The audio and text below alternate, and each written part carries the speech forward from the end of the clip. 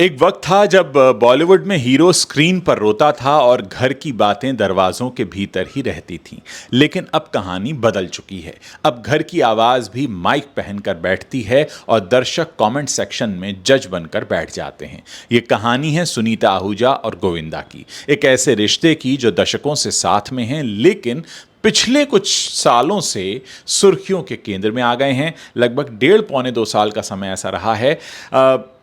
वक्त वहाँ से शुरू हुआ जब सुनीता आहूजा ने अलग अलग इंटरव्यूज़ में खुलकर अपनी बातों को रखना शुरू किया। उन्होंने कहा कि परिवार में कई बार दूरी रही है, मतभेद रहे हैं और कुछ फैसलों में उन्हें अकेलापन भी महसूस हुआ।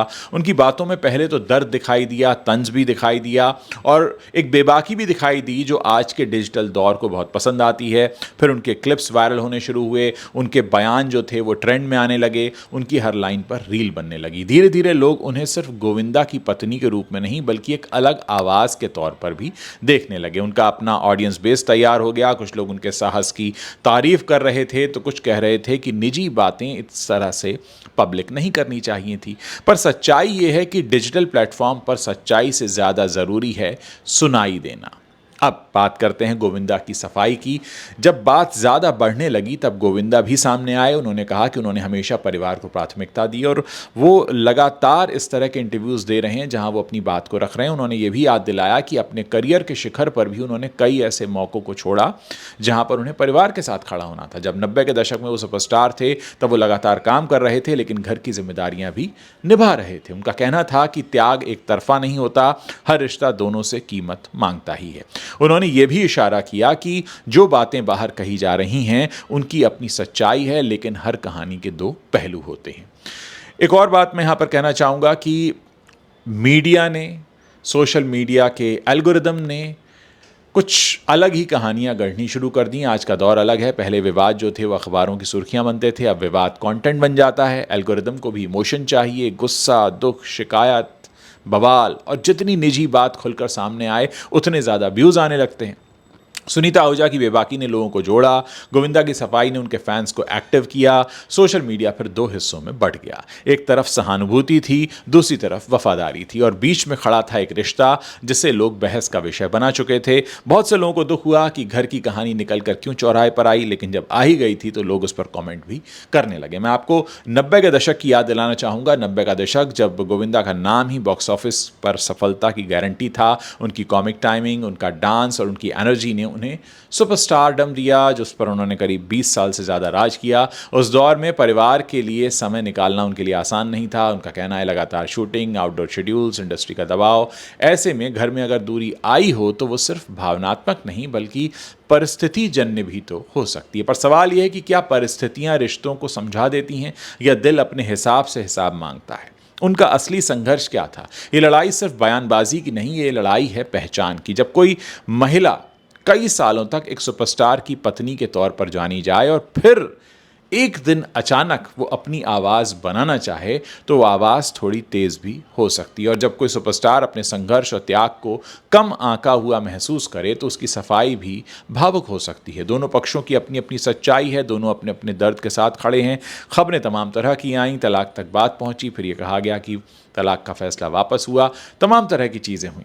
देखिए, सेलिब्रिटी होना सिर्फ शोहरत पाना नहीं होता बल्कि एक लगातार खुली खिड़की की तरह होता है जहां लोग आपके घर की रोशनी भी देख लेते हैं और अंधेरा भी। लोग आपके घरों में झांकते हैं, लोग आपकी गाड़ियों में झांकते हैं, आपकी एक एक बात नोटिस की जाती है। जो बातें आम परिवारों में चाय के कप तक सीमित रहती हैं वो यहाँ ट्रेंडिंग टॉपिक बन जाती हैं, नेशनल चैनल्स पर डिबेट का इशू बन जाती हैं और फिर एक दिन रिश्ता खुद नहीं बोलता, उनके बारे में लोग बोलना शुरू कर देते हैं।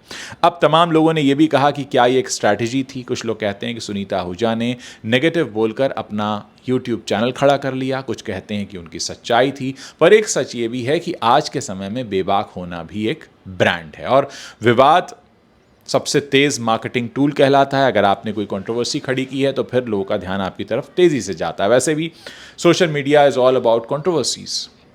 लेकिन क्या ये सब सोचा समझा था या बस इमोशन का एक तूफान था जो निकल गया? ये शायद वही लोग जानते हैं जो उस घर की चार दीवारी के भीतर रहते हैं। हम और आप शायद नहीं जान सकते। गोविंदा कहते हैं कि उन्होंने त्याग किया, सुनीता कहती हैं कि उन्होंने काफ़ी कुछ सहा है।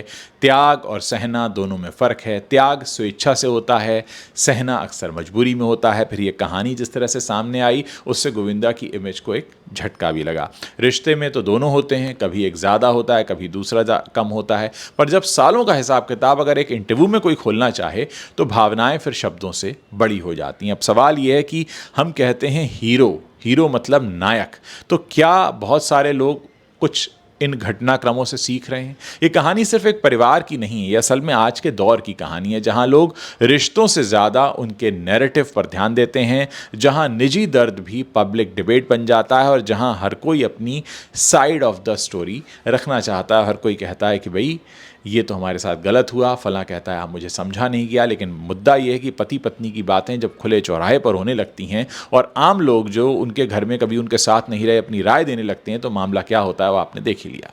अब सच क्या है? शायद दोनों के पास आधा आधा सच है। एक तरफ एक महिला जो अपनी आवाज़ बनाना चाहती थी, दूसरी तरफ वो पुरुष जो अपने योगदान को कमतर नहीं देखना चाहता। बीच में सालों की यादें, संघर्ष, प्यार, तकरार, और अब ये सब कुछ कैमरे के सामने। ये कहानी अभी ख़त्म नहीं हुई है, क्योंकि रिश्ते टीवी शो नहीं होते कि वो ब्रेक के बाद फिर से शुरू हो जाते हैं। और पति पत्नी का रिश्ता एक ऐसा होता है कि उनके बीच जो बोले वो क्या होता है आप जानते ही हैं। लेकिन क्या इस तरह निजी रिश्तों को पब्लिक करना सही है?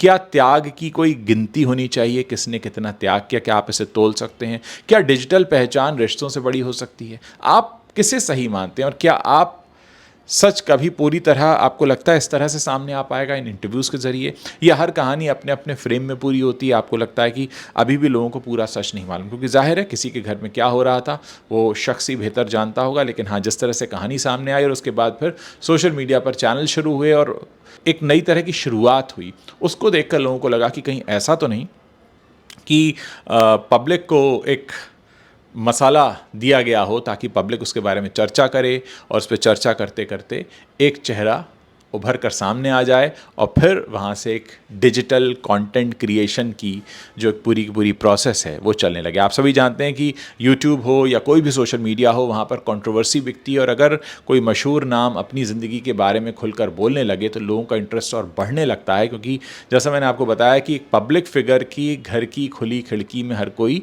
झांकना चाहता है, जानना चाहता है क्या चल रहा है, क्योंकि लोगों का बड़ा इंटरेस्ट होता है। और ख़ासकर बॉलीवुड से जुड़ा अगर कोई सेलिब्रिटी है तो लोग उसके फिर 2 और 2 4 खुद जोड़ना शुरू कर देते हैं। शायद इस केस में भी ऐसा ही हुआ। उम्मीद करते हैं कि दोनों के बीच में जो भी डिफरेंसेस हैं वो जल्द से जल्द दूर हों। लेकिन इस तरह से जब भी कहानियां बाहर आती हैं, कुछ समय पहले मैं गोविंदा जी की बहन कामनी खन्ना से मिला, तो कामनी खन्ना जी का साफ कहना था कि जो भी खबरें आ रही हैं वो पूरी तरह से गलत हैं। ना तो कोई हमारे बुरे दिन आए हैं, ना ही कुछ भी ऐसा गड़बड़ है जो चीज़ें कह रहे हैं लोग। लेकिन ऑब्वियसली जब इस तरह की बातें खुद निकल कर आईं तो लोगों ने चर्चा भी की और उस पर लोगों को फिर बात भी करना पड़ा। खैर, उम्मीद यही करते हैं कि दोनों के बीच सब कुछ ठीक हो और जिस तरह की खबरें हम जो भी सुन रहे हैं वो आनी बंद हो और कुछ अच्छा गोविंदा जी के बारे में हमें सुनने को मिले। आप लोग इस पूरे मसले पर अपनी क्या राय रखते हैं? आप अपनी बात मेरे इस वीडियो के नीचे कमेंट सेक्शन है वहाँ लिखकर हमें बता सकते हैं।